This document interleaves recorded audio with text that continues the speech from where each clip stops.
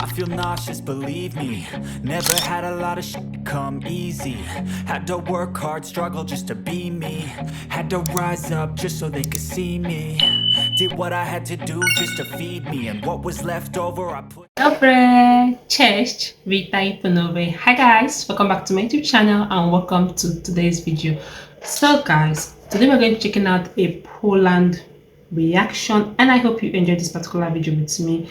Please give the video a huge and massive thumbs up, subscribe to the channel if you have not, share with comment. It says, why Western visitors are shocked how clean Poland is. So Western visitors, like Western visitors should be like Americans, Africans, and every part of the world that is not Poland, why they are shocked about how Poland is beautiful and clean. So we're going to be checking the video out together. I hope you enjoyed this video. This is one educative video I love to react on, and I hope this educates you about Poland. So let's get to this video started.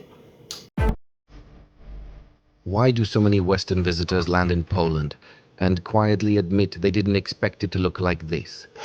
Clean streets, orderly neighborhoods, renovated city centers, Quiet. public transport that feels calm.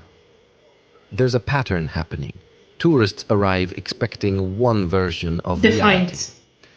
and encounter something completely different. And this isn't just about appearances, because the surprise says less about Poland and more about how the rest of Europe sees it. By the end of this video, a deeper reason behind this cleanliness shock will become clear, and it connects to history, culture, and timing in a way most people never consider.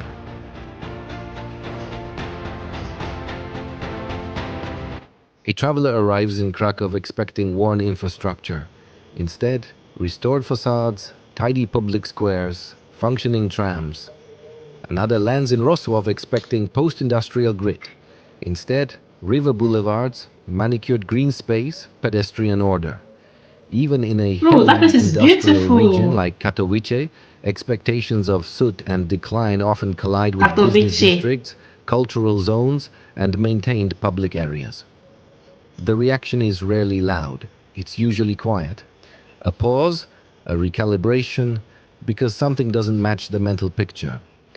And that mental picture didn't come from nowhere.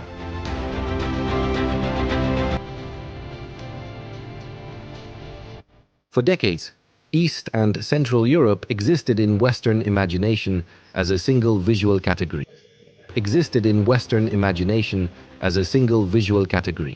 Gray, worn, chaotic.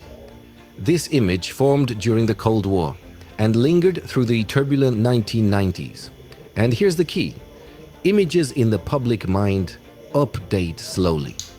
The key point I just collected right now is the fact of images in the public mind update slowly. There's a video I did reaction to and it was really hilarious in the sense that it was a video about the shocking things Americans think about Poland. And in that video, one American was like, they were shocked to see light in Poland or to see electricity in Poland. So to see that what the media are showing is not actually what is actually happening. Like the media always show a different thing about a country. Okay, same thing as other countries like Africa, Ghana, Kenya, Nigeria, and the rest. The media sometimes always show a different thing about that country. Okay, it's only those living in that country that actually knows what is going on. Places media sometimes don't show. There's some places sometimes the media will not show. They'll show the country, how beautiful the country is, but when you are not in that country, you see that the country is not that so beautiful. But anyway guys, let's keep on watching. Much slower than reality. When Poland entered the European Union in 2004, transformation accelerated, but perception did not. So when someone visits today, they're not comparing Poland to modern Europe. They're comparing Poland to an outdated memory of transition-era Europe. That gap between memory and reality creates shock. But there is something even more interesting beneath it. Because Poland didn't just catch up. Poland modernized at a completely different moment in history.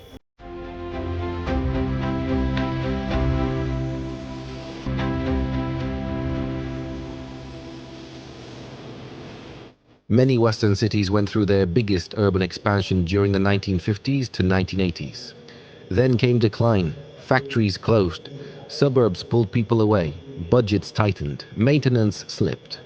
Urban grime became normalized. In cities like Paris or Brussels, infrastructure often aged faster than it was renewed. Poland's major renewal came later, much later. Large-scale modernization happened in the 2000s and 2010s, an era already shaped by modern waste systems, EU urban funding. design knowledge, EU funding, environmental planning. Instead of managing decline, cities were designing growth, and that changes everything. Pause for a moment. What does a city look like when its biggest investment wave It's happens in always the 21st different. century instead of the It's 20th? always different. Like Exactly. it's always huge difference. Cleanliness isn't just municipal, it's social. Walk through residential stairwells, look at shared courtyards, See, there's this observe public space. transport behavior. Also, the public transport view, I'm always really, really impressed because the buses and the trains everywhere is clean. The Both inside the train or inside the buses are clean. You see, there's distance, like you won't be perceiving the other person's maybe perfume or odor because there's always a shared distance. Like they're always sitting. Maybe let's say for example there are 4 rows, so that 4 rows, one person or two people will sit there, one at the end, at the beginning, and one at the extreme, and in the middle is empty. It's not always jam-packed, which is really, really good because it makes the place clean and you'll be able to breathe a lot of fresh air than when a car or a train or a bus is being jam-packed, okay, because of too much people inside. Like if there are some videos you will see about some countries where in a bus they are carrying like 50 or 100 people inside a bus. The buses are always really congested, they're always really jam-packed. Observe public transport behavior. There's an unspoken expectation. Shared space reflects shared responsibility. In many Western urban centers, public space is often treated as someone else's job. In Poland, the boundary between public and personal After pride you tends to blur. see, This I can shows up imagine in small daily he's only in the behaviors. center Tidying after of the use, bus. respecting shared infrastructure, quick reporting of damage. It's subtle, but across millions of interactions, it adds up, and visitors feel it immediately.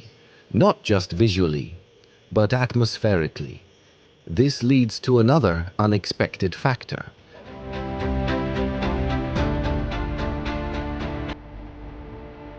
In parts of Western Europe, graffiti evolved into identity, art rebellion, urban voice.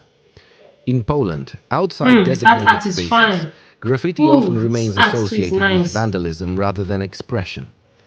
That cultural framing matters because tolerance levels shape outcomes. Where vandalism is normalized, it spreads. Where it's discouraged, it fades. And the difference becomes visible within months, not decades. Now here's where things become more emotional, because infrastructure alone doesn't create the reaction visitors describe. There's something psychological happening too.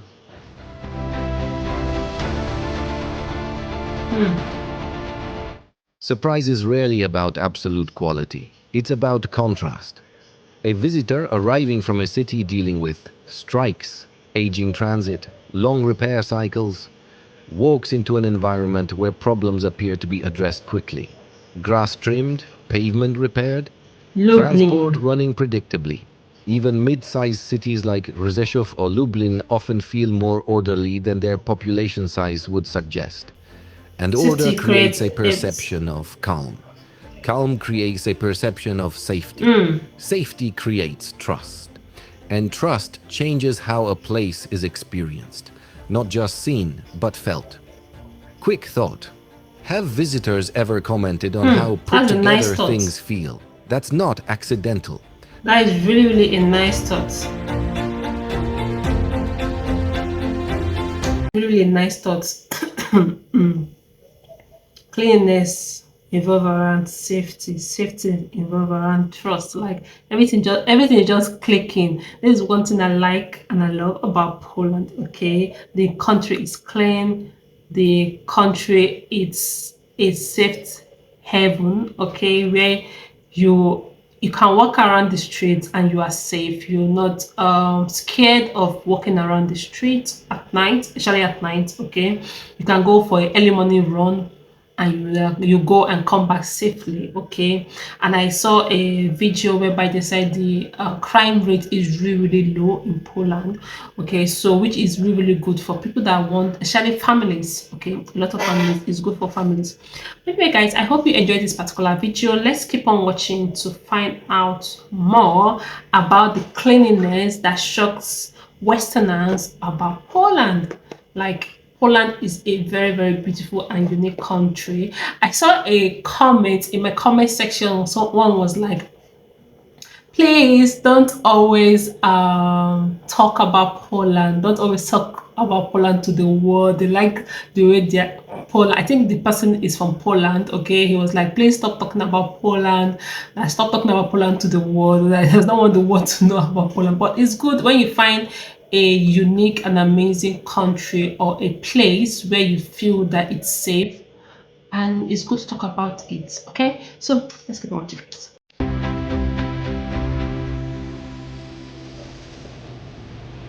Some European cities actively market their quality of life. Vienna promotes livability. Copenhagen promotes sustainability. Poland rarely markets cleanliness as identity, which keeps expectations low. And low expectations amplify surprise. Discovery always feels stronger than confirmation. Western surprise isn't really about spotless sidewalks. It's about outdated mental maps, different modernization timing, cultural expectations around shared space. When transformation happens recently, it reflects current standards. And when responsibility is socially reinforced, maintenance becomes normal. The result? Visitors don't just notice cleanliness, they notice order. And order quietly challenges assumptions that were never updated. If this perspective shifted how Poland's cities are seen, even slightly, consider sharing this video so others can take a second look. And if deeper insights into how perception shapes reality sound interesting, subscribing helps keep the conversation going.